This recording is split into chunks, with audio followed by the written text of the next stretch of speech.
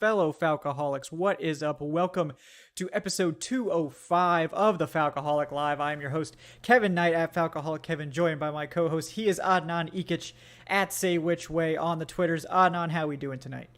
Doing well, doing well. I'm in a different position tonight than I normally am. Yeah, the Just, uh, preseason position, right?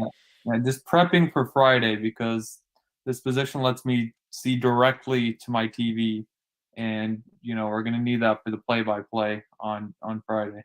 Yeah, and the back support is important too. When you're broadcasting for 3+ hours, the back support is very important. I guarantee you guys, if you're gonna ever consider doing that, or like video game live streaming or whatever, where you're sitting for a long period of time doing this, the back support is a big thing. So I really, I'm gonna have to get one of those really fancy like stream chairs eventually. But for now, my just like executive chairs is cutting it. But Yeah, um, that's a good point. Actually, yeah, you're right. It's gonna be a long broadcast. I'm actually gonna move over to my chair in the middle of it. yeah. I just point my chair to the TV. Who cares? Yeah, exactly. Just right in front, get close to the action, right? Well, I'm interested to see if the preseason game actually finishes because right now, for those of you that are confused about what's going on, we're doing a live play-by-play of the preseason game, week 1, week 2, week 3, all of them. So Friday, I'll announce when we're going live, probably just a few minutes before. I don't think we need to be like on for like super long time before the preseason game, but I think the broadcast is only listed as going from like 6:30 to like what was it, 9 or Oh, 6:30 6. to I think that was. I thought the game starts at 6. maybe it's 6. I think it was like 6 to 9, so it was 3 hours.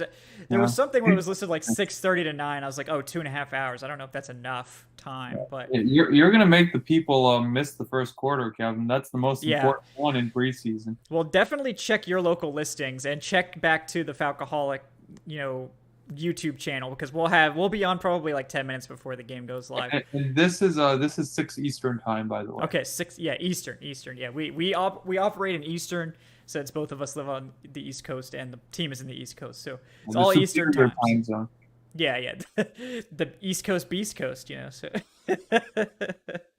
anyway, we are going to talk about Falcons training camp also tonight. We're going to get some of those takes in. So welcome everyone. I promise there will be actual football discussion, not just programming updates.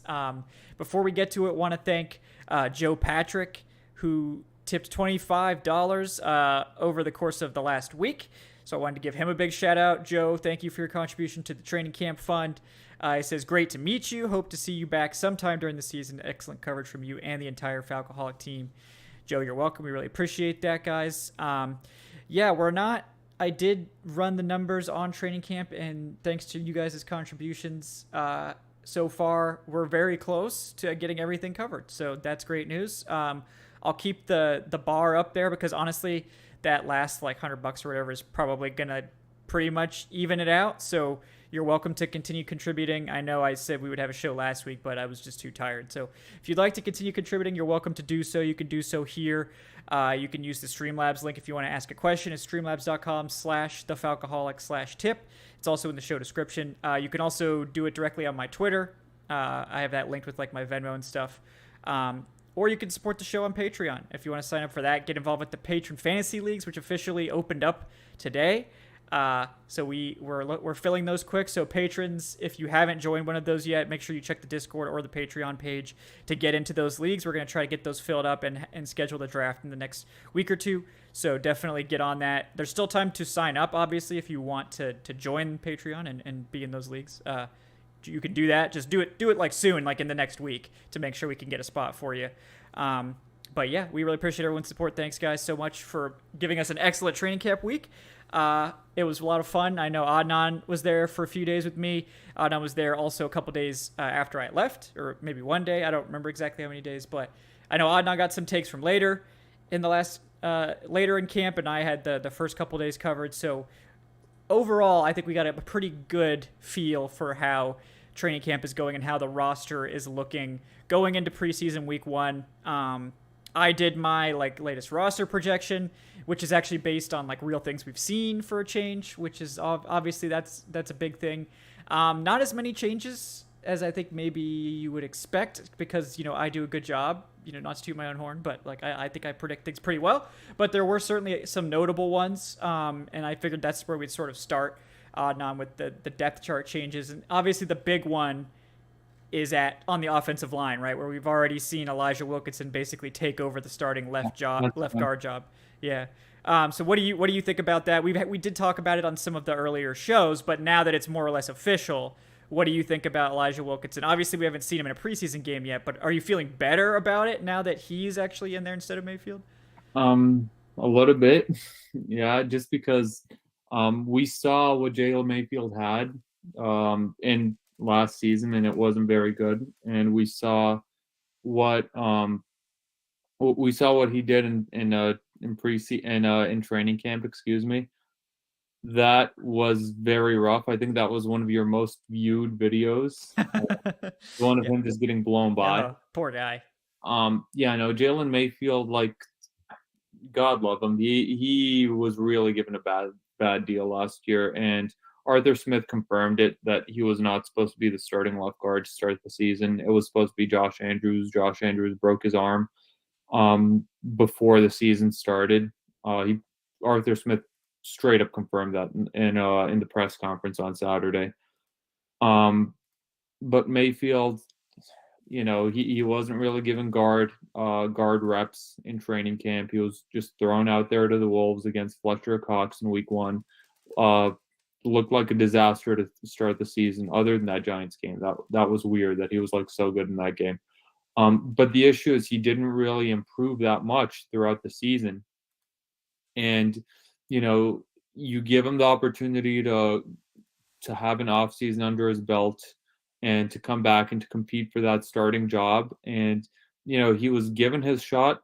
I think he was the day 1 starter in training camp. And then after that, I guess the coaches saw enough to completely pull the plug on that, because Wilkinson has started with the ones every single day since then. Mm-hmm. McGarry's also been with the ones every single day, so I don't think that's much of a competition right now. Unless McGarry just looks like a disaster in the preseason, then he'll be the starting right tackle over Fetty. And then you have Hennessy and Dahlman, who have been rotating out back and forth every single day. That's the big competition to keep an eye out on. But you can tell that the coaching staff doesn't really look at the other 2 positions as serious competition. I feel better about it being Wilkinson. He has some starting experience in the NFL. He's never been great. He's never been average, but he's better than what Mayfield was last year. But that's still a position where I would love to bring in some veteran competition.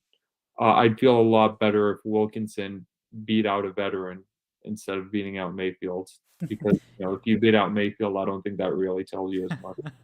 Yeah, that's very fair. And like, I like Wilkinson. Like I thought he was going to make the roster in my preseason or in my like pre-training camp projection as like one of the primary backups, because he can play tackle and guard. He hasn't ever played left guard in an NFL game as far as I know. He's played left tackle, he's played right tackle, and he's played right guard.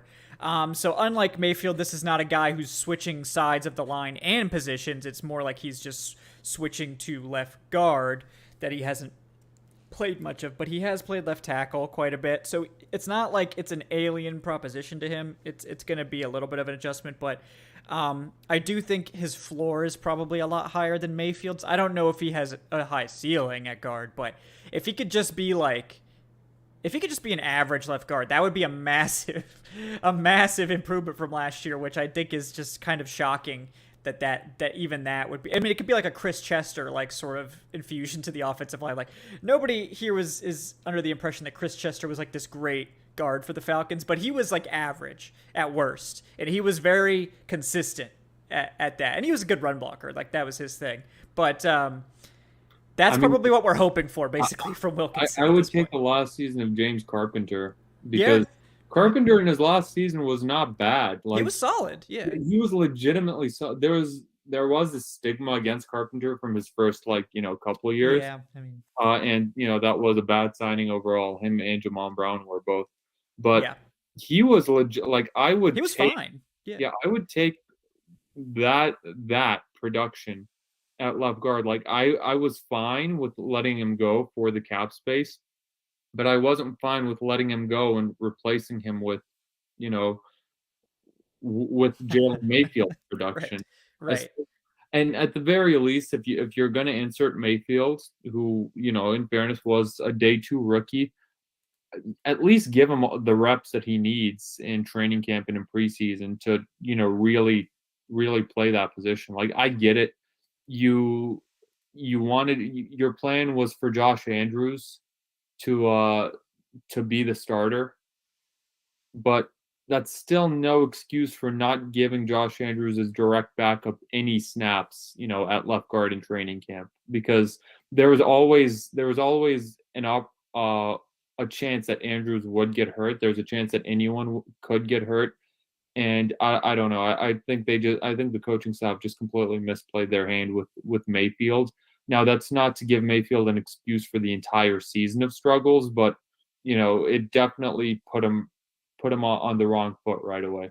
Yeah, like this camp here was supposed to be him like, okay, Mayfield, try to see if you can win a starting job. Like this was supposed to be the training camp where it's like Mayfield's competing for a starting job. Like and if the plan went according to plan, it's like now you're getting a chance to compete. Maybe you're not ready yet, but I think Mayfield was a 3-year project probably, where they were hoping to have him ready to go by year 3, and then he had to play all of year 1. And it's gonna be it's just really hard to come back from being that low in terms of your play. Like, there's just not a lot of examples of it really ever turning around at a high level. Doesn't mean it's impossible. Certainly there are examples of players who had rough starts that rebounded, have good NFL careers. It's not impossible, but Mayfield's got a long road to take to get there. And I think not forcing him to start again this year just because of the sunk cost fallacy, or because you're like, well, we drafted him and he played all last year, so he needs to get that real opportunity. Like, if he's not good enough in training camp, just pull the plug. Like, get someone else in here. We don't need to see Marcus Mariota or Desmond Ridder get hurt to prove a point about Mayfield. Like, to make sure he gets his reps. Like, he can still practice. He's still got time. He's a 3rd-round rookie. Like, if he's not doing anything next year at all, then he's probably, or like in his 4th year of his rookie deal, like, then it's like, okay, he's a bust. But like, I don't think it's probably for the best, I guess I would say, is the better way to frame it, that he's not getting forced onto the field this year, hopefully. That's probably what they were going to try to do last year. They just sort of botched it. But I would also not be opposed to getting another left guard. Like, if Wilkinson doesn't impress or looks bad in the preseason games, like week 1 and 2, I think you go get Quentin Spain, or you go get Eric Flowers. Pay Eric Flowers. Like, like, you've got the money to do it. Like, go out there, give Eric Flowers $8 million for a 2 or 3 year deal. Just get left guard like solidified, so you don't have to worry about it next year, because you're probably going to have to fix right tackle next year long term, and we'll talk about that here in a second. So like, if you have a big hole at left guard and right tackle, like, it's going to be tough to get big improvements at both of those spots. I think you could probably fill one of those holes pretty well, either through the draft with a top pick or in free agency. But I think trying to get both done is going to be hard. Like, it's always hard to plug multiple holes. And So. that's if centers figure it out. Yeah. We're just not even talking about that. Yeah. Because like at this time next year, or during the free agent period, there is a chance, a non-zero chance, that the Falcons are having to plug 3 different holes. And I mean, I think that center is going to be fine. I think that you'll be able to get at least average play out of either Hennessy or Drew Dahlman. But Yeah. there lies that possibility, and it's a disastrous possibility that you'll have to spend resources to fill 3 different holes along the offensive line. Yeah. It was always like, it was unlikely that they were going to be able to fix all 3 spots this year. I think we knew that, but I think we were hoping to see them fix like 2 of the 3. They And didn't fix any. yeah, well, yeah, we didn't see really any. We haven't seen for sure that any are fixed at this point. Now, I think you and I are both like more confident in one of Dahlman or Hennessy sort of working out. At this point, it seems like Dahlman has like a slight advantage. It doesn't seem to be a big one, but so far that seems to be the favorite. But Hennessy's sort of right behind him, and it doesn't seem like we're going to get a lot of clarity there. Yeah, we'll see who starts tomorrow. Yeah, I think it'll be Dahlman. I think it will be. I think that'll I think whoever starts tomorrow, that's the guy who's going to be in the lead. Mhm. Um, but yeah, I think it's pretty much. I'd say it's pretty much dead even. I mean, Yeah, Dahlman. it has. Yeah, Dahlman had those couple days where he started multiple days. On Saturday, Hennessy got the start again, and Dahlman, he had a negative play. I still don't know if it was his fault or Desmond Ritter's fault, but with the second team, they did drop the ball on a snap. Yeah, Um, so yeah, that was a negative. But then Dahlman, came back, started the next practice day, I think on Monday, and they're still rotating back and forth. But I think an ideal scenario, and I don't think that this will come to fruition, but in a perfect world, both Dahlman and Hennessy look really good. mhm, Both of them look like starters, and you can fill that left guard hole with the one who doesn't start at center. right. Now, Hennessy had his struggles as left guard in his rookie season, like to the point where he got benched away from it. Um, and we didn't see too much from Dahlman, but Dahlman didn't look great either in his snaps last season. Yeah, So both of those guys are really like skinny and not really strong or not as strong as their counterparts right. physically, Mhm. to the point where I don't think that they would have that much success at left guard. But who knows? It's possible. But yeah, it's just when you're playing the guard position, you need to be you need to be a bit more physically stronger than when you're playing tackle. Like, of course, you still need to be, strong as a tackle, but I think it's more in the technique as a tackle because you're facing those quicker pass rushers, whereas when you're a guard, you're facing those big, beefy defensive tackles who can move, who will be able to move you from the inside if you let them.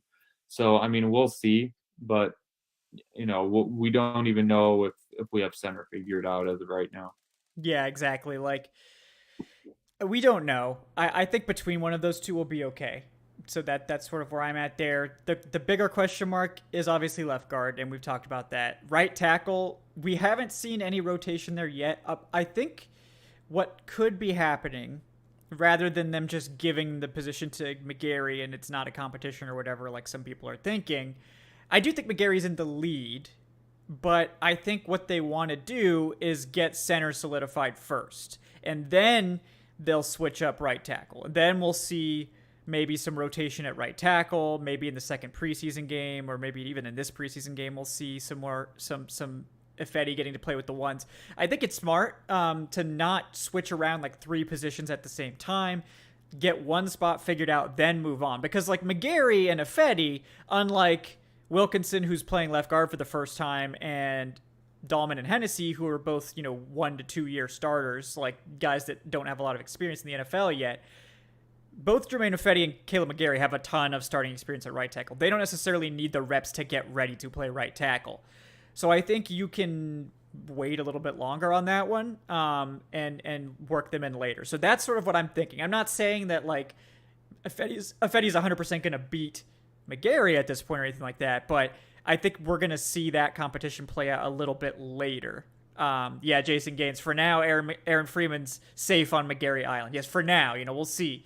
We'll see, because I know a lot of you guys jumped to Ifedi Island with us. So Ifedi Island is we're getting a little I'm in the sweaty over Fetty here, Island but right now. Like I know that McGarry has been getting those starts in camp. And it's continuity. He knows the offense, so it definitely makes sense. I I just I don't know. Fool me once with McGarry. he never really like looks awful in preseason or anything like that in my experience. Like, I mean, maybe his rookie year it was pretty bad, but um, it's usually not until we get to some real games that we start to see the problems there. Yeah, it's like the fact that he regressed last year as Yeah. as a pass blocker the way he did. Like his rookie season, he gave up the most sacks in the NFL. And I mean, last year his PFF pass blocking grade I think was even lower slightly than his rookie season.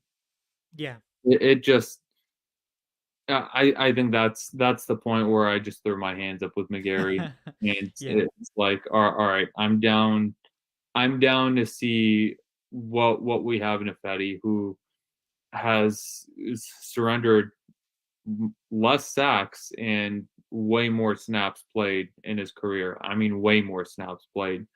And who has kind of cleaned up the penalties the last couple of years. I know that Yeah. was Yeah. a big knock on him. Mhm. Effetti had a terrible rookie season, but he's Yeah, he really did. back since then. He had. Yeah.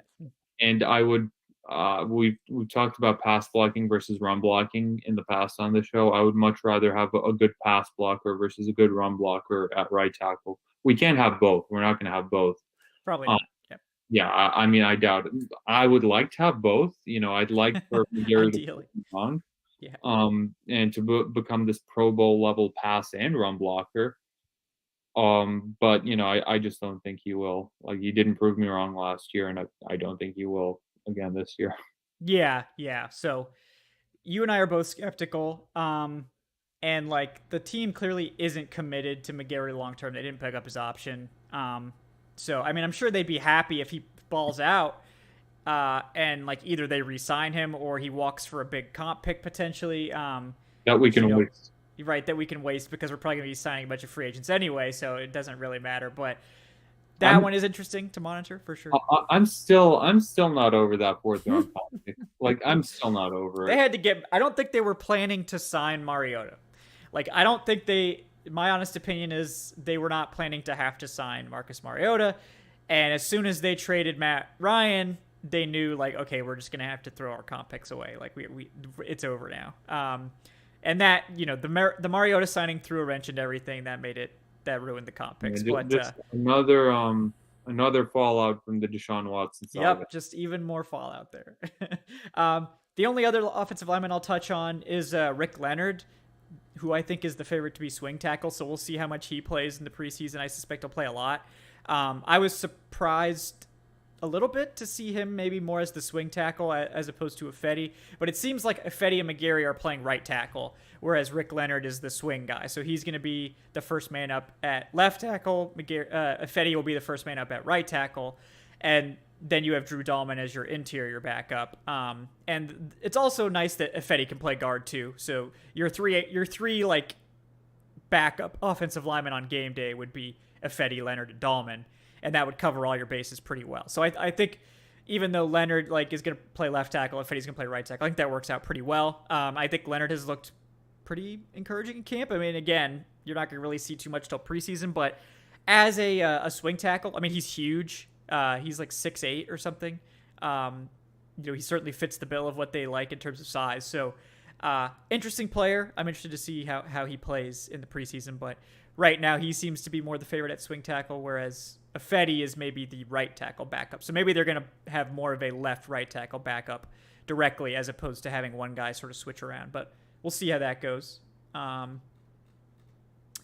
Let's see. On offense, there weren't a whole lot of other shakeups. I mean, I know we had a question from Ray Moon with the $10. Thank you so much, Ray.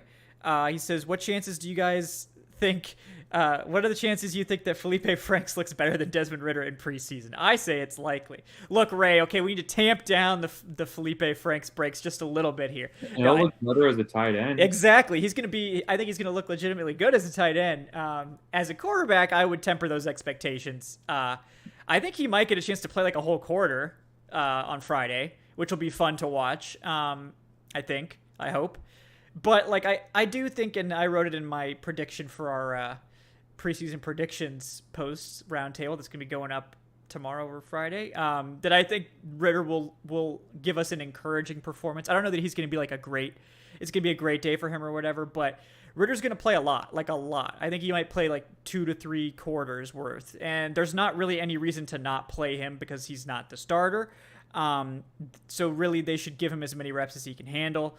I think it's smart to do so. There's not really any other better way to practice than to practice against other NFL opponents that aren't your own team. There's only so much you can do practicing against yourself, So that's my thought there. Do you have any takes on the quarterback battle? I mean, I don't think it's a surprise that Mariota's the sort of unquestioned starter and that Ritter's number 2. But do you think Franks will be a better quarterback in the preseason? No. Well, he better not be. I would be concerned. Yeah. Yeah. I mean, if Franks is just so good, then that's one thing. But if like Ritter's bad, that would be bad. I'll be very concerned if Ritter looks worse than Felipe Franks in preseason. Like, as a quarterback, like I think we will have some plays where Ritter throws the ball to Felipe Franks. There you go. We're gonna see that a lot. Yeah. And they like have that kind of connection. Well, I'm guessing. I don't know if we will for a fact see Felipe out there as a tight end, just because if he gets hurt, then all of a sudden you're stuck with 2 quarterbacks. I'm still surprised that they haven't signed another quarterback, just at the very least be a camp body, and to be that emergency fourth quarter starter if something does happen to Felipe. I think that tells me that they're not planning on giving Felipe that much run as a tight end, but we'll see. But yeah, it's Mariota's definitely the starter. Mariota's looked much better in training camp. Yeah, he's been legitimately good, which is nice.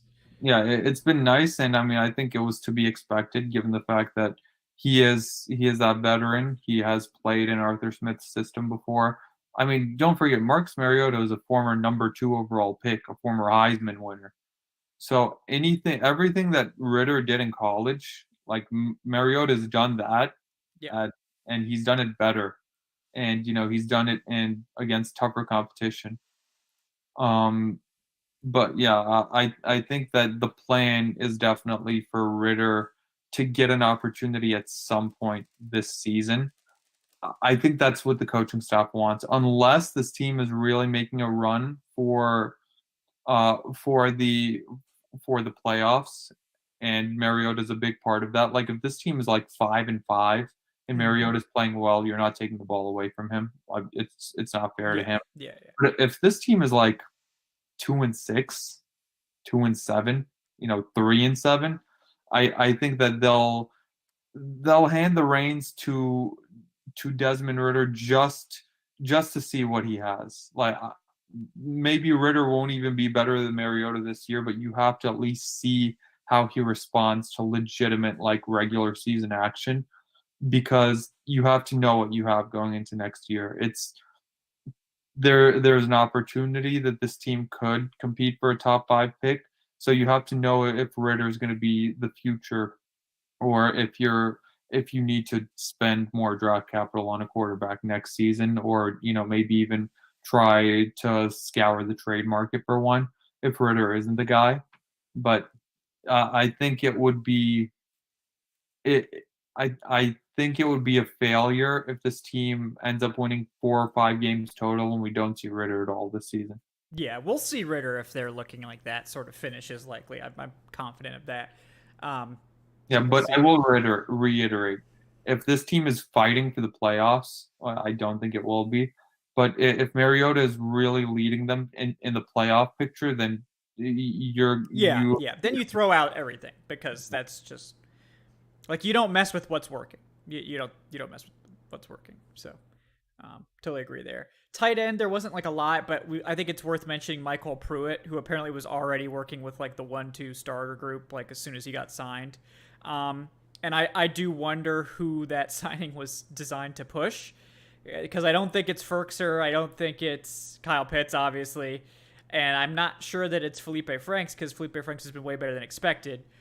I think it's probably a shot across the bow to guys like Parker Hesse and John Fitzpatrick. I haven't seen Fitzpatrick playing much at all with the starting group, so I wonder if they're looking for someone a little more settled and maybe planning to put Fitzpatrick on the practice squad for a season. That's not unusual for a tight end in his first season, especially a late-round pick. I don't think they'll lose him either. Yeah, I don't think they would lose him. He's a blocking specialist. It could be Parker Hesse as well. I think that they like Parker Hesse. He's been playing more with the starting group, but I think it's more focused against one of those guys. And I to be honest, Michael Pruitt is an upgrade over both of them as a blocker and as a receiver. Michael Pruitt had 3 touchdowns last year. Titans fans were messaging me saying like he's actually really good. Like we don't know why they didn't throw him the ball more. Because he, like we talked about it on the Q&A last night, like weird career arc, guy that was like an elite receiving tight end in college came to the NFL and like completely changed to like a blocking tight end, but like hasn't really caught a lot of passes. So what do you think about Pruitt? Do you think he is already a factor on this depth chart, like challenging for a roster spot? Uh, Normally, I wouldn't say so, but just given the history, just given the fact that he comes from Tennessee, he is familiar with Arthur Smith, and the fact that they're already giving him, reps with the first team, I think it tells me that he is going to be a legitimate factor because you wouldn't be giving him first team reps if he wasn't going to be a factor in the preseason. Um, I mean, I would say right now my gut reaction is that he will make the roster. Um, but I don't know. Like he was a late camp ad. Maybe they just didn't like what they were seeing from the likes of Fitzpatrick, John Rain, Parker Hesse. So Arthur Smith just called in a guy that he's familiar with. But it's definitely one of those battles that it's another battle that we'll need to keep track of. Yeah, Um, I yeah. agree. I think that he's the third tight end right now, like the tight end three. Um, Assuming he plays like we expect. Like this, it's different than the other guys they signed so far, like in training camp. Like this was a guy that started 9 games last year, played in all 16 until he got hurt, played 50% of the snaps roughly. I think it was like 43 overall, but he got hurt in the last game, so I think that changed the math a little bit. But I mean, also a guy that I think is kind of underrated. I was surprised he wasn't signed by the team earlier, to be completely honest. I think he had like a 70 something PFF grade as well.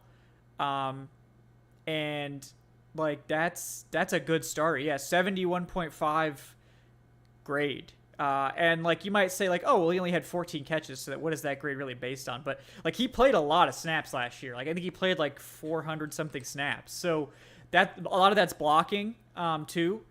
So I think this is a guy that is going to upgrade the tight end position. Like and actually be an impact. Yeah, he played 479 offensive snaps, which was 43% of the offense. So this is a guy that's like not even a backup. Like this is like a rotational player who's playing a lot, and he's a versatile blocker too. Like he's a guy that can do backfield stuff when called upon. He can do some like halfback, fullback sort of rotational looking things. He could play some interesting roles. So I think this is a sort of underrated signing that I really like. I think it does probably spell trouble for like either John Fitzpatrick or Parker Hesse in terms of making the 53-man roster. I don't think either of those guys have too much to worry about. Like they'll probably be a shoe-in for the squad at worst. But that's sort of where I'm at there with the tight end group. That's just the one thing that kind of has shaken things up now. At receiver, it's very interesting past the top two. But the big thing from camp, I think that we both noticed is that Olamide Zaccheaus is kind of comfortably the third receiver now. They seem to really prioritize him. He's working with the starters. He's going in drills like first or near the top where the other starters are going. So that was one thing that stood out to me. And then it's really like, who are the other guys that make it? Like Damiere Byrd, Auden Tate, Kadarius Hodge, Geronimo Allison. All four of those guys seem to have their moments. Where are you sort of leaning for those last two or possibly three? But I think we're all sort of thinking it's maybe only going to be two. Like, where are you sort of leaning before we see them in preseason action for which two you think are going to make it? Ooh, like that, I think that's going to be the most Yeah. intense battle, and it normally is. That wide receiver battle normally is really really heated. I remember a few years ago when we were covering preseason, it was the year when I think it was Olamide Zaccheaus was battling it out with Christian Bain and Christian Bale Christian as the Bailey. Yeah. broadcasters called Yeah. him in Yeah. the Mm-hmm. 90s, and a few other undrafted guys. And Zaccheaus I think ended up making the team, but I don't know. Like I do think, like you said, London, Edwards, and Zaccheaus I think are are pretty much locks to make this roster as wide receivers. Uh, it's so difficult. Like Yeah, it's it's hard. legitimately so difficult to pinpoint just because there's a case for all of them. Hmm. Like Demir Bird is the I think guy that Demir Bird's probably the safest of all of them, yeah, in my opinion. But because he brings something to your team that the other guys don't really have. I mean, Zacchaeus also has speed, but Bird is that guy who can really take the top off a defense, and he has a lot of experience, in the NFL. Geronimo Allison has a lot of experience in the NFL. Kadarius Hodge is maybe your best special teams guy, and he got some very good run with the Browns last year. The I would say if Auden Tate is the archetype that Arthur Smith loves in his wide receivers. Very tall, uh, comes from Cincinnati where he didn't have that much of an opportunity, but he has that chance now in Atlanta. I would say if you really twisted my arm and forced me to pick, I would go with Bird and probably Auden Tate. that's the two I had in my projection too. It's really hard though. I think Bird is gonna make it. I think Bird will be the fourth guy, but the fifth guy completely up in the air, and it really depends. Like, if you want the best receiver, it's probably Tate. I think Tate has made the most plays, and he gives you that backup to like a Drake London that can be your X receiver in terms of the size. And I think he could give you some really interesting red zone packages where you just go with your like all basketball lineup. You have like Tate and Brian Edwards on the outside. You push London into the slot, and you have Pitts on the inside as well. You just like try to figure out how many tall guys the defense has, basically, when you get down there. But again, and Aaron Freeman made a good point about this, is that a lot of times that fifth receiver has to play special teams, and Auden Tate hasn't done that a lot so far. Then it would be Kadarius Hodge as the favorite, but And Hodge has been like fine as a receiver. He's a perfectly capable fifth guy, but he's not a plus as a receiver. He's sort of like a Tajay Sharp level guy. That's perfectly capable. We'll catch it. Wide receiver one last year. Right, yeah, exactly. So like as our wide receiver 5, I'm much more comfortable with that. But Kadarius Hodge is a great special teamer, like one of the best gunners in the NFL. We know this team emphasizes special teams, so that could be the difference there. And then we have Allison, who's sort of coming on late. So yeah, so it's like it all comes down to, does Arthur Smith prefer that great special teams guy, or does he prefer someone who is legitimate, possibly very good wide receiver depth in case there is an injury. Yeah, I mean, I'm pretty sure the special teams coach is in his ear saying, "Oh, that this is the guy." But it comes down to the coach at the end of the day. And I mean, it's gonna be a hell of a battle. I think wide receiver normally is the most exciting preseason battle. And even more so this year than before, just because there are so many guys that have that legitimate NFL experience. Like Bird, Allison, Tate, Hodge are all like veterans who have caught passes in the NFL before. yeah. So we'll see where it goes. I'm excited to see what happens. Whoever doesn't make the roster, I think the Falcons will definitely try to stash them on the practice squad. And a name we haven't even mentioned is Frank Darby, who was the sixth round pick last year. And, he didn't really showcase himself enough in preseason and in training camp to make the 53-man roster. He's back again this year with his opportunity, but I think he's a couple steps behind the pack. And unless he has a really, really strong preseason showing, I think he'll be someone that's probably going to be competing for a practice squad spot, which isn't ideal for a sixth rounder. Yeah.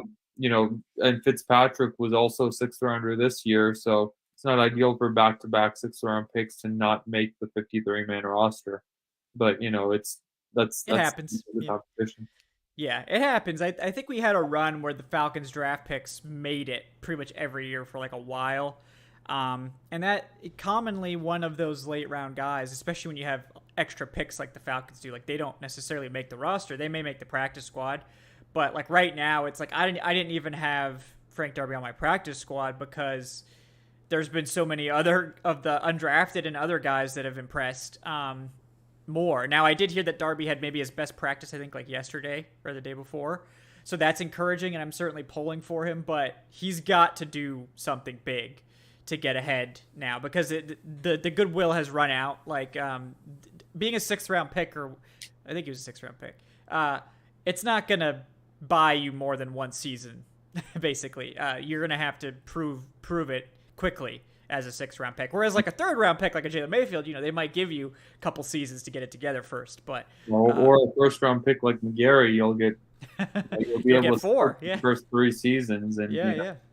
You got to prove yourself right. So before we get to the defense, not as many changes there.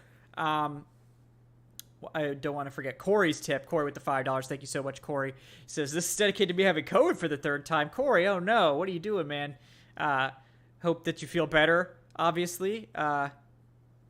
Obviously hate to hear that. Says also dedicated to the new owner of the Broncos, not caring enough to learn how to say Goodell, and Aiden Hutchinson's commitment to the chorus of Billie Jean. So. Yeah, I have a comment on both of those things. Okay. First of all, Corey, I definitely hope you get better and you beat COVID again. Well wishes to you. But for one, with the new Broncos owner, I think he's the heir to Walmart. I think when you're worth $59 billion, it's like he's the richest owner in the NFL right now. He can literally buy and sell some owners. But yeah, you can tell he obviously does not give a fuck about the sport of football, and it was very funny that it's like, all right, he didn't even like care to like learn Goodell's name. That's the kind of stuff that you can just like do as a billionaire. Yeah, it's pretty funny. Yep. And I mean, as like a massive bill. This isn't just like, oh, he has like $2 billion. Like this dude has like money. Yeah, no, like Monopoly money even. Yeah, and then like Aiden Hutchinson, that was my favorite video of the day. Yeah, like him sing like that was absolutely electric. And that was great. Yeah, that Lions locker room, or that was like their video room, excuse me. But that was absolutely electric. The way that everyone just joined in on the chorus, I loved. And I mean, Aiden Hutchinson was, he was working it. Like, he had the dance moves. He was like completely all into it. It was just, it was a hell of a video. I haven't really seen any of Hard Knocks yet, but I mean, it looks like it's been entertaining from the videos I've seen on Twitter. Yeah, I'm definitely more interested than I would have been. So it's interesting. It's exciting stuff. It was a good pick with Dan Campbell. Like, yeah, he fits what they're doing for sure. All right, on defense, there wasn't really any major shakeups. The biggest changes are probably going to come at like interior defensive line, where we lost Vincent Taylor. Obviously, Eddie Goldman retired right before camp, and then we also had Bryce Rogers get put on IR. So we were down 3 guys. Taylor was almost certainly going to make the roster. Goldman certainly would have. And, Rogers was someone who had flashed a little bit. Maybe was more of a practice squad guy. But now it's looking like without another veteran addition, like there's actually a legitimate shot for at least one of these sort of UDFA futures contracts type guys to get a shot here. I'm interested if you have a favorite right now. Like Derek Tangelo is really popular with a lot of people. Timmy Horn, the nose tackle. If the Falcons keep 2 nose tackles, that could be the direction they go. I know Darian Daniels had like a pass deflection. They just signed a new guy. Where are you sort of feeling it out? Because we haven't seen these guys in a live game yet, so it's really hard to say like with certainty. But do you have an early preference for who might have a shot at that 5th spot? Well, we know that right now Anthony Rush is a starter at nose tackle. On Saturday, he got a full run next to Grady Jarrett. Like whenever Grady Jarrett was out there, Anthony Rush was out there, and he was not with the second team at all. So that friend of the show, Anthony Rush. Yes, friend of the show. Yeah, I think his stock got boosted after he came onto. I'm kidding. Big time. Yeah, they had to start him after that. Yeah. The name that you mentioned, absolutely. Another name is Jalen Dalton. Oh Uh, yeah, I forgot that. Yeah, yeah. he's looked pretty good in camp. He, I think he's most known in camp for the fireworks he set off during the first Saturday. He got kicked out for fighting. He fought Jermaine Ifedi. Um, and yeah, but he's looked pretty good. Other than that, this is just another one of those things, just like wide receiver. Until you really see them in the preseason, I don't think you can make a legitimate projection. Uh, I'd probably go with Dalton as my favorite right now, but that's take that with a grain of salt. Like Right. we'll see we'll see what happens tomorrow, Hmm. or not tomorrow, on Friday. Tomorrow's Yeah, Thursday. that's fair. Yeah, I think that's totally fair. Um, we're gonna get a much better look at the trenches, I think, after this preseason game. Like we'll have a better idea there. Like edge is pretty straightforward. They're gonna keep Lorenzo Carter, Ebikadi, Ade Ogundiji, and D'Angelo Malone. Like that's the four guys they're gonna keep there. Maybe they keep an extra guy, but that one's pretty straightforward. Same thing at linebacker. Like Rayshawn Evans, Michael Walker are the starters. Nick Kwiatkowski, Troy Anderson are the backups, and Deion Jones is hanging around. We'll see how long that lasts. If Deion Jones gets traded or cut or whatever, then I think there's some intrigue with like, is it going to be Etheridge? Is it going to be Landman? Both of those guys I think have sort of traded blows in camp so far. I don't. You mentioned like the starters right now look like they're going to be Walker and Evans. They're getting that run. Can you really bring back Jones and just immediately insert him as a starter over Michael No, Walker? no, he's not going to start. He'll be a sub package guy if anything. But Like, yeah, like Walker has, he Walker has looked good in his time in the NFL so far. His first couple seasons, he hasn't really gotten that much run. He was definitely a PFF darling in his rookie season. Last year his signature play I think it was a pick six against, was it Carolina? yep, I Um, think so. and I think that was like his only snap of the game or something like insane like that. He had like 3 snaps up to that point. Um, I I I don't I don't think I don't think you can bring Deion Jones back and just like have him start over No. Walker. Walker looked good. He's looked solid in training camp, and uh, for one, I don't think it would be fair to Michael Walker. Um, and how would you be able to justify that, explaining that to him? No. It's not With going to Jones, happen. yeah, we'll see with Jones. Like, I don't think he will start when he comes back. We'll see if that affects his play, if that affects his effort. Normally, normally I wouldn't question somebody's effort level, but Deion Jones just has had a history of kind of, quitting in the middle of games the last couple of years. I mean, yeah, it sounds bad to say, but that's clearly what like happened the last couple of seasons, and that's the reason we're even having some of these conversations about him. And I remember Dean Pease's press conference during the first Saturday of training camp. He pretty much went out there and said, I'm not the salary cap guy. I don't care how much anyone is making." Right. And I think that the best players will play. I think that was a reference to Jones because among active players, he's the biggest He cap is the hit. biggest. Yeah. He's a $20 It's true. million cap hit. The only person who's a bigger cap hit for the Falcons this year is Matt Ryan's dead cap hit of over $40 million. Fun fact: the third biggest cap hit is Julio Jones, is $15 million. His dead cap hit. So our three biggest cap hits this year are Matt Ryan, Deion Jones, and Julio Jones. And none Um, of them might play for us. We'll see. yeah, like there's a Yep. non-zero chance that we don't see any of them play in a single game this year. Yep. Um, but yeah, we'll see. We'll see what happens with the linebackers. That's Yeah. just my tangent, my rant about No, yeah, it's very fair. this. Some look Means on them with the you have to cap. start Michael Walker. Yeah, we have to see. It's with the cap. Sometimes you have to run before you can walk. Okay, so just get him out of here. You got to run him out. You got to run that cap out and then reset, which is what they're doing. I'm glad they're committing to it instead of the Panthers, who are just refusing to admit what they are and where they are, and just keep. And the God, Saints, same thing. So yeah, the Saints, like, and I think we had this fear, like, from the beginning of, oh, will we do this like the Saints have done it? nope. And no, it's been the opposite. Like, Yeah.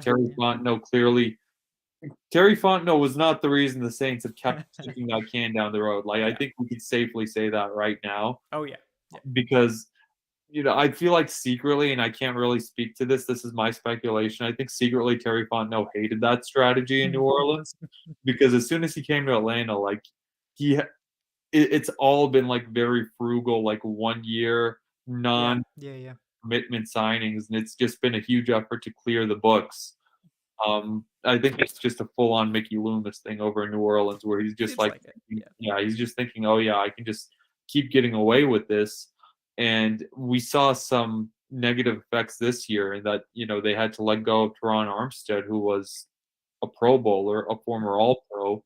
And, Saints fans will talk about how, they don't care about giving up Teron Armstead. He was injured.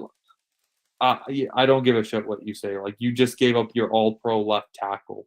Like, Yeah, they lost Marcus Williams too. I mean, they did bring in yeah, Honey Badger, but yeah, they lost Marcus Marcus Williams. Williams was maybe the best free safety in football last year. So Yeah, he was a uh, very good young safety. It's like the negative effects have kind of started, yeah, here. And they started a little bit last offseason too because COVID contracted everything so much with the books. But yeah, it's like it's funny seeing Saints fans always do this victory lap about, oh yeah, we're like getting away with like, well, with this cap stuff. But I mean, not really. Like, you're not really getting away with it at this point. yeah. I mean, well, it would have helped if they didn't pay Taysom Hill like $30 million a year or whatever it is. So, I mean, that would help things if they hadn't made that mistake. But there's no room for error when you're kicking the can like they are. Like if you get a bad deal in there or two, you're really in trouble. So they're really treading the line there, and their depth has been really wiped out too. Like a lot of their really good interior defensive linemen, they had to let walk. They had to let Sheldon Rankins walk. They had to let some of these other guys walk. So like they're thinner, a lot thinner than they used to be, and that doesn't necessarily show itself unless you have injuries, and no one's hoping for injuries here, but they tend to happen during a year. So we'll see how well they can weather that with their reduced depth. So corner's another one that shook out pretty much like I expected it to. But it's worth mentioning, like Mike Ford has gotten a lot of work with the starters. They seem to be working Isaiah Oliver back slowly. I don't really think Mike Ford's like a threat to Oliver's starting job, but I do think they're giving him a lot of run in the slot to get him ready to be the primary backup there. And then we're seeing Darren Hall more as the outside backup, and then D. Alford, the CFL corner. Like he did get mossed by Drake London, but so did Casey Hayward. So it's not necessarily D. Alford's fault. I think D. Alford's been good, like definitely good enough for a sixth corner. So I think he's intriguing as a developmental guy, as a guy that can maybe offer you something as a depth cornerback, maybe more eventually. So I think that corner group is good. I'm pretty satisfied with that six. Like that might be the best overall group on the roster. But what do you think about that? Yeah, I mean, I think the secondary overall is the best part of this defense. It may even be the best part of this team overall. Actually, I Yeah, love I it. think so. I think it is like Yeah. definitely the best part of his team overall. Um, maybe if Calvin Ridley was still wasn't suspended that this year, then maybe That would you know. be funny. Yeah. But yeah, it's I'm very very excited to see what we have in the secondary. I don't know. I don't know if we if the Casey Hayward signing was planned because or if that was like one of those things where you were expecting to get Deshaun Watson, so you brought in Casey Hayward. But this is a guy that has been a very very high level cornerback in the NFL previously. He's had some injury troubles, but with the Chargers, Casey Hayward was just he was a freak out there. Like he was very very good. Um, and hopefully he can stay healthy. I think he's legitimately one of the best number two corners in the NFL. Um, and we already know how good AJ Terrell is. I think AJ Terrell is one of the 5 best cover corners in the league. The Yeah. stats certainly back that up. And yeah, I think the cornerback group is going to be very, very strong, and so is the safety group. And I know you'll get to the safeties now. Yeah, the safety group. Again, like I think it played out like we were hoping. I don't know what you were expecting going in. I think we were hoping that Richie Grant and Jalen Oh, Hawkins would sort of yeah, take control. absolutely. Yeah. Absolutely. I don't know if we were expecting that it would line up as nicely as it did, but it seems like they both hit the ground running. They've both been really good. Richie Grant has maybe been like the biggest pleasant surprise of any player in camp, other than maybe Marcus Mariota, considering maybe what people thought about him. On defense, certainly, I think Grant is like the biggest riser of everyone. Like he legitimately looks like, oh, this is like a really good safety. Like the fact that he can match up with Kyle Pitts with any level of success at all is a really, really good sign, because Kyle Pitts is almost impossible to cover. So, maybe that slot corner experience. Richie Grant was not an effective slot corner, but look, having to play that position, maybe that's going to help him match up against tight ends and running backs in man when he has to. I think his aggressiveness and his ball hawking are going to be really plus traits back there. I think that's what they were really missing last year with that Harmon Harris pairing, is that neither one of those guys were really ball hawks. Like they weren't picking the ball off at all. And I think Hawkins and Grant are both guys that these are players that have a big history of getting their hands on the football. Yeah, so, absolutely. I don't think it's a bold prediction to predict, but I think Jalen Hawkins will lead the team in picks this year. Yeah, I think so. Like, I think he will have like 5 or 6. yeah, like he's definitely someone that has those instincts. Like he kind of reminds me a little bit of DeMonte Casey for the Falcons a few years ago. And remember, Casey, I think, led the league in picks one year. I think he had 8. Yeah, 7 or 8. I think that one season. Yeah. And I mean, like Jalen Hawkins, I think has developed very, very well. Like he was, I don't know if he was technically a breakout, if he technically broke out last year, but if he didn't, then he's certainly my pick for breakout candidate this season. Richie Grant, we all know about. We all know the story there. It was a disappointing first season for him. Didn't really get as much playing time as we would have hoped, and part of that was because he didn't really know the entire playbook. He's looked really good in camp. Like if you haven't tracked and followed along with training camp, I think he'll be someone that's certainly going to surprise you in a very good way. But Richie Grant's another guy where in college he was forcing a lot of turnovers. Like he was someone that always had his nose around the ball, and having 2 safeties that are so proficient at turning the other team over is a really, really great benefit. Yeah. And it's something that every single team strives to have. And I think that I think this time next year we'll be talking about Hawkins and Grant as one of the best young safety tandems in the NFL.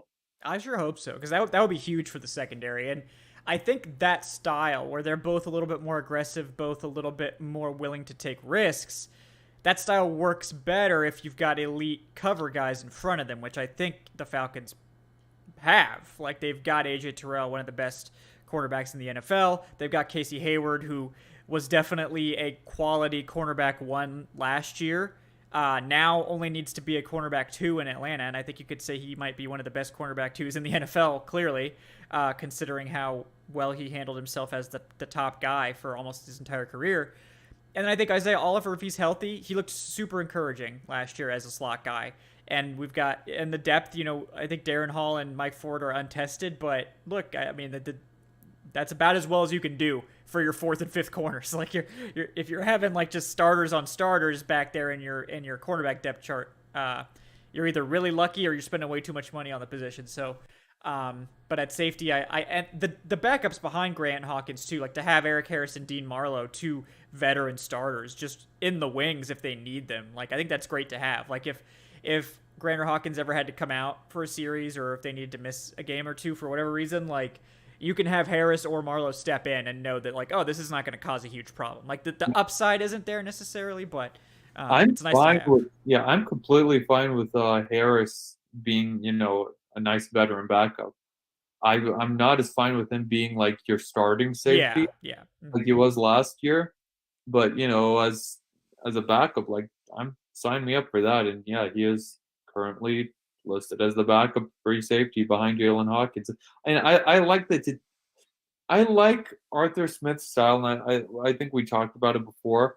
If you're in a competition, you kind of know you're in a competition. Like, yeah, he's not gonna go out there and just say, "Oh yeah, like everything's a competition," when it's not.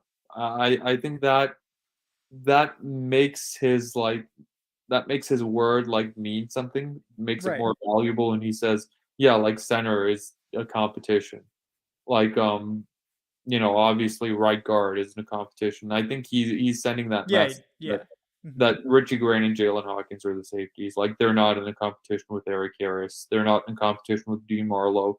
Like, you two are the starters. Go out there, run with the ones, and get ready to start the season. Whereas I think I remember with Dan Quinn, and I mentioned it before, there's positive pros and cons to both approaches. But with Dan Quinn, it was like, all right, everything's a competition. Like, no, it's not. What we know that everything isn't a competition. Yeah, exactly. Like, and Smith was like, look, left tackle and right guard, they're not a competition. Like, tight end, like Kyle Pitts, not his job is not in jeopardy. Like, even Marcus Mariota, they were pretty quick to say like this isn't really a serious competition. Like Mariota's a starter, so I think that's fine. But like, be honest about the spots where there is competition, and it's almost every other spot. And I think fans will take it seriously, and so will the players. Like, you don't need to fluff it up with saying like every spot's up for grabs when it's not. Like, it's normal for some spots to be like settled. Like, it's a good thing to have some of your roster settled going into training camp. It's not a bad thing. So, the only other thing we'll touch on real quick is punter, because there is technically a punter battle. We have veteran Bradley Pinion. This is for Evan, by the way. Shout out to Evan Birchfield. We got to touch on the punter battle. Bradley Pinion, the veteran, seems to be the favorite based on Arthur Smith's comments, but we also have UDFA Seth Vernon. These are both like huge punters. I think like Pinion's like 6'5" and Vernon's like 6'4", both like 225 punters. So like that's always cool. It's interesting to see those big punters. But do you have any takes on the punter battle? Do you think it's sort of Pinion's job to lose, or does Vernon have a real shot? What do you think? I think that they want to go with the veteran. Like I think this is Pinion's job to lose at this point. He was very good in Tampa. Um, and yeah, I think they just at this point they would prefer the veteran punter. Yeah, I agree. So I think that's, and we also noted that Pinion's like one of the best kickoff specialists in terms of like actual kickoffs, not onside kicks, in the NFL, whereas Koo is pretty mediocre to below average, honestly, on actual kickoffs. Koo's an amazing onside kicker, and he's still going to do that if they ever need it. But kickoffs, he's been mediocre. So to have Pinion be able to handle that, Koo doesn't need to worry about it anymore. Then you have an elite kickoff game and punting and very good punting game and an elite kicking game. Now all three phases of your kicking game are upgraded by making Pinion. And I don't know Seth Vernon's kickoff ability. I mean, I know he did it in college, certainly, but we'll have to see. I think there's a chance that Vernon does stick around on the squad because the Falcons kept a kicker or a punter on the squad for much of last season as like an emergency sort of insurance guy. So Vernon could make it there. But I think if Pinion plays really well, he's probably just going to get an extension long term next year because he's only like 27 or 28. I think he's the same age as Koo. So that could be a potential long term duo a la Matt Bryan and Matt Bosher in our wildest dreams. So, yeah, guys, I think that's all the main battles we're going to be watching. Obviously, we didn't touch on running back a lot, mostly because I think it's sort of obvious. Like Patterson is the number one. He's probably not going to play a lot. But, how do they divvy up snaps between like Algier and Damian Williams and Quadrilson and all those guys? So there will definitely be some intrigue there. I wouldn't be shocked if we see Algier just get like a massive number of carries just so we could get a closer look at what he can do. But that's the only other one I think we didn't really touch on. The other ones I think are all pretty straightforward. But yeah, we appreciate everyone for tuning in tonight. Like I said earlier in the show, we're going to be back on Friday, we'll be back. We'll be live maybe like 10, 15 minutes before the preseason game starts, but we'll be providing live, full play-by-play coverage of the Falcons' first preseason game against the Lions. It's going to be better than what's on your television, I guarantee it. Because, look, no offense to the TV announcers, but they're not spending their time learning about the Falcons' third and fourth string players, and those are the guys that are going to be playing probably more than half the game. No one else knows anything about these players except us, okay? Like, it's just the way it is. So I like to think we do a pretty good play-by-play, too. I think we've gotten better at it over the years. We've gotten a little sharper. It's fun. We enjoy it, so be sure to come back and join us for that. Also, like and subscribe. Those metrics really help us out. We really appreciate that. Leave a comment after the show is over. Those to appease the algorithm gods. Thank you for that. If you'd like to contribute to the training camp fund, the link is still in the show description. You can do it off air for those of you watching the podcast. Works just fine. It's streamlabs.com/thefalcoholic/tip. We will read anything you write on the next show. You can also do it through my Twitter, Falcoholic Kevin. You can do Venmo if you prefer Venmo, if that's easier for you. That works just fine as well. Thank you guys for that. We really appreciate that support. And then one of the last calls you'll have to get in on the patron fantasy leagues. Make sure you're signed up for the Patreon if you want to join the fantasy leagues within like the next week and a half or so. Like, you want to be signed up by the end of the second preseason game, because that's when we're going to finalize the draft time and start the drafts. So you've got a little bit more time, but if you're serious about that, I would get in as soon as possible to help us out. So other than that, I think that pretty much covers it. Adnan, Ikic is my co-host. He's at Say Which Way on the Twitters. Adnan, anything you're working on you'd like to plug? No, I said it last night. No, not really. I will plug the site. Your one-stop shop for all of your Falcons needs and desires. Check out my Falcons Day 9 training camp recap from Saturday if you haven't already. But I think that at this point that's a little dated, considering the fact that we had like 2 or 3 days, since then, 2 or 3 practices since then. But yeah, if you want to see, everything that I saw and went on Saturday, then definitely check that out.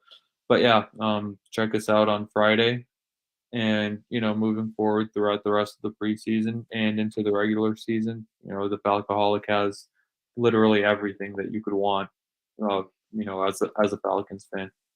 Yeah, everything you need, guys. We're going to have lots of tremendous content coming out there throughout the preseason.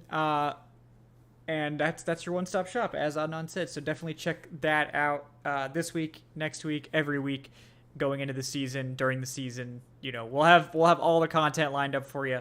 We're just getting started over there at the site. So we really appreciate you guys coming in, hanging out, and spending your Wednesday night with us. Until Friday, guys, for myself, I'm Kevin Knight at Falcoholic Kevin, and for Adnan Ikic at Say Which Way, thank you guys for tuning in. We will see you on Friday for the live play-by-play. Until then, guys, have a great night.